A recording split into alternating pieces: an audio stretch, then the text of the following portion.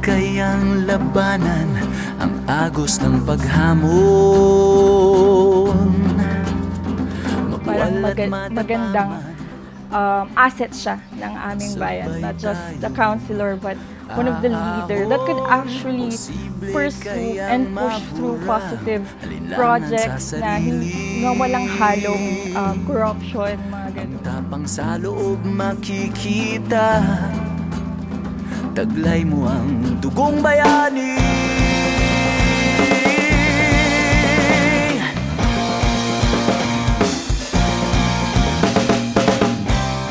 Ang hinahanap ko ngayon, siyempre hindi yung traditional politician. Gusto ko ngayon yung dynamic, energetic, mga bagong mga programa na hindi lang yung programa para sa bulsa. Sulong laban, wag uurong.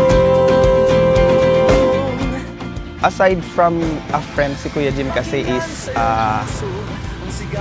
at through Kuya din kasi si Kuya Jim, one call away.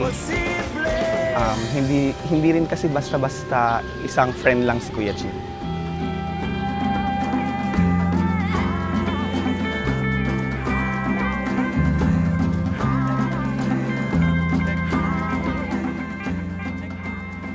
Dahil bata pa si Konse Jim, dapat ang tutukan niya yung sa mga kabataan.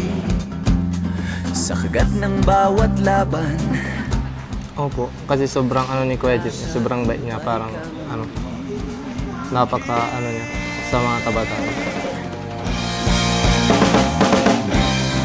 Ang pagkakaroon ko po nila ay magagawa po ata nila yun. Kasi kung hindi po natin i-try, hindi po nila magagawa.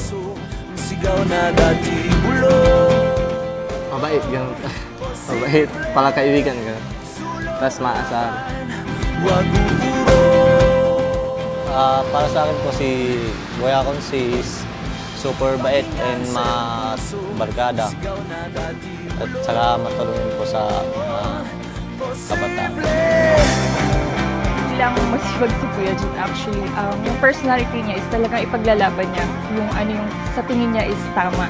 And he's very frank actually, to the point na sometimes, people find his personality is very strong, but that aspect would be a positive impact sa mga leaders natin in Mapanda. Nakita ko yung parang mga qualifications niya, yung leadership niya. Doon sa mga, yung pinamigay niyang flyers, sabi ko pwede ito, dynamic siya because of his age. He belongs to the younger generation, magiging dynamic, energetic siya. Hindi siya doon sa mga, kabilang doon sa mga traditional politician.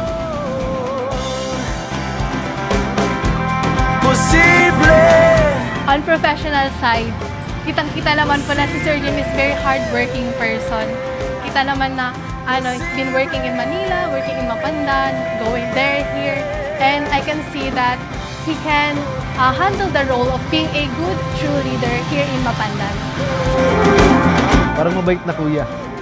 Yeah, mabait na kuya. Supportan ka sa lahat ng bagay na gusto mo eh. Ganon.